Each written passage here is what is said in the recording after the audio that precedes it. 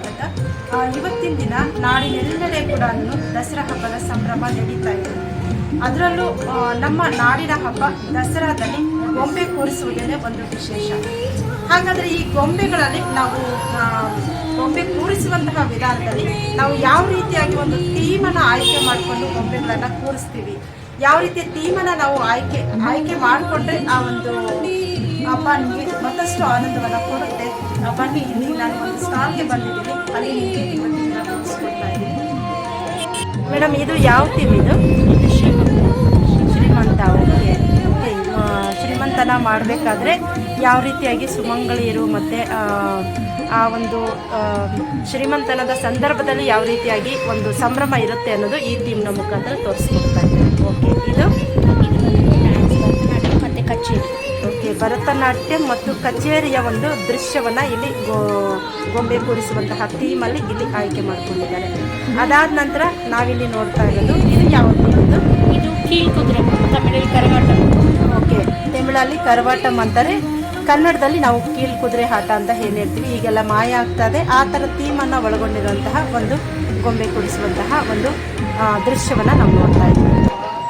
ಸ್ನೇಹಿತರೆ, ಇಲ್ಲಿ ನಾವು ನೋಡ್ತಾ ಇರೋಂತಹದ್ದು ಮೈಸೂರಿನ ಅರಮನೆಯ ಒಂದು ಚಿತ್ರವನ್ನು. ಇದು ವುಡ್ಡಲ್ಲೇ ಮಾಡಿರೋದಲ್ವಾ? ಓಕೆ, ಇದು ಒಂದು ನಮ್ಮ ನಾಡಿನ ಹೆಮ್ಮೆಯ ಒಂದು ಪ್ಯಾಲೇಸ್ ಅಂತಲೇ ಹೇಳ್ಬೋದು. ಅದನ್ನು ಕೂಡ ಇಲ್ಲಿ ಒಂದು ಇಟ್ಟಿರುವಂತಹ ದೃಶ್ಯವನ್ನು ನೋಡ್ತಾ ಇದ್ದೀವಿ. ಇದು ಯಾವ ಥೀಮ್? ಇದು ಓಕೆ, ಆಳ್ವಾರ್ಸ್ ಅಂದರೆ ಅವರು ನಮ್ಮ ಕರ್ನಾಟಕದಲ್ಲಿ ಯಾವ ರೀತಿಯಾಗಿ ವಚನಕಾರರಿದ್ದಾರೋ ಹಾಗೆಯೇ ಇವರು ಆಳ್ವಾರರು ಕೂಡ ಒಂದು ಪಂಥ, ಒಂದು ಪಂಗಡ. ಇದು ತಮಿಳುನಾಡಿನಲ್ಲಿರ್ತಕ್ಕಂತಹ ಒಂದು ಪಂಗಡದ ಒಂದು ದೃಶ್ಯವನ್ನು ಇಲ್ಲಿ ನಾವು ಬೊಂಬೆಗಳ ರೂಪದಲ್ಲಿ ಕಾಣ್ತಾ ಇದ್ದೀವಿ. ನೆಕ್ಸ್ಟು ಇದು ದುರ್ಗಾ ಪೂಜೆಯ ಒಂದು ದೃಶ್ಯ. ಓಕೆ, ಇದು ಶ್ರೀಮಂತದ ಒಂದು ದೃಶ್ಯ.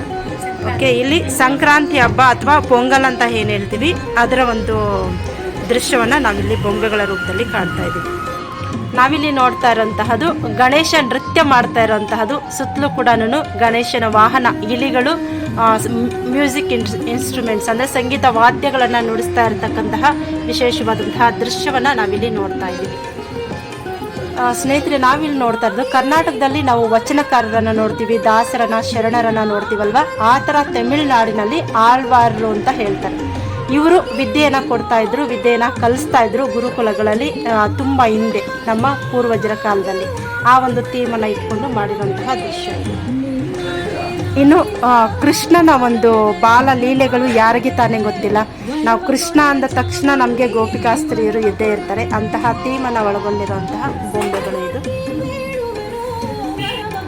ನಾವಿಲ್ಲಿ ನೋಡ್ತಾ ಇರೋದು ಶಿವ ತಾಂಡವ ದೃಶ್ಯದ ಒಂದು ಬೊಂಬೆಗಳ ಒಂದು ದೃಶ್ಯವನ್ನು ನೋಡ್ತಾ ಇದ್ದೀವಿ. ನಾವು ಶಿವ ತಾಂಡವ ನೃತ್ಯವನ್ನು ಮಾಡ್ತಾ ಇದ್ದಾನೆ, ಜೊತೆಗೆ ಇಲ್ಲಿ ದೇವತೆಗಳನ್ನು ಕೂಡ ನಾವಿಲ್ಲಿ ಕಾಣ್ತಾ ಇದ್ದೀವಿ. ಇಲ್ಲಿ ನಾವು ನೋಡ್ತಾ ಇರೋದು ವಿಶ್ವಕರ್ಮ ಶಿಲ್ಪಿಯನ್ನ, ಹಾಗೆಯೇ ಅವರ ಒಂದು ಟೀಮನ್ನು, ಒಂದು ತಂಡವನ್ನು ನಾವು ಇಲ್ಲಿ ನೋಡ್ತಾ ಇದ್ದೀವಿ. ವಿಶ್ವಕರ್ಮ ದೇವತೆಗಳಿಗೆ ಶಿಲ್ಪಿಯಾಗಿದ್ದ ಅಂತ ಹೇಳ್ತಾರೆ. ಸ್ನೇಹಿತರೆ, ನಾವಿಲ್ಲಿ ಒಂದು ವಿಶೇಷವಾದ ದೃಶ್ಯವನ್ನು ನೋಡ್ತಾ ಇದ್ದೀವಿ.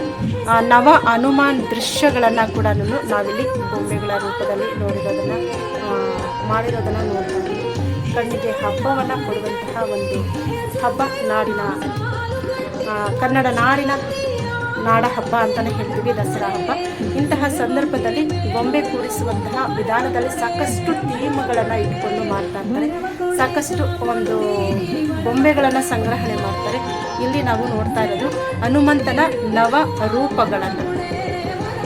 ಮೇ ಬಿ ಈ ಥರ ದೃಶ್ಯ ನಾವು ನೋಡಬೇಕಂದ್ರೆ ನಿಜವಾಗ್ಲೂ ಕೂಡ ಖುಷಿ ಅನಿಸುತ್ತೆ. ಇನ್ನು ನಾವು ಆ ನವ ರೂಪಗಳಲ್ಲಿ ಲಕ್ಷ್ಮಿಯನ್ನು ಕಾಣ್ತೀವಿ, ದುರ್ಗೆಯನ್ನು ಕಾಣ್ತೀವಿ, ಚಾಮುಂಡೇಶ್ವರಿಯನ್ನು ಕಾಣ್ತೀವಿ. ಇಲ್ಲಿ ಲಕ್ಷ್ಮಿಯ ಅಷ್ಟರೂಪಗಳನ್ನು ಒಳಗೊಂಡಿರುವಂತಹ ಥೀಮ್ ಇದು. ನವರಾತ್ರಿ ಅಂದಾಗ ಗೊಂಬೆ ಕೂರಿಸೋದಕ್ಕೆ ಯಾವ ಥರ ಥೀಮನ್ನು ನಾವು ಆಯ್ಕೆ ಮಾಡ್ಕೊಳ್ತೀವಿ, ಆ ರೀತಿಯಾಗಿ ನಾವು ಬೊಂಬೆಯನ್ನು ಕೂಡ ಖರೀದಿಯನ್ನು ಮಾಡ್ತೀವಿ. ಇಲ್ಲಿ ನೋಡ್ತಾ ಇರೋದು ನವ ಮಾತೆಯರ, ಅಷ್ಟಲಕ್ಷ್ಮಿಯರ ಒಂದು ಬೊಂಬೆಗಳನ್ನು.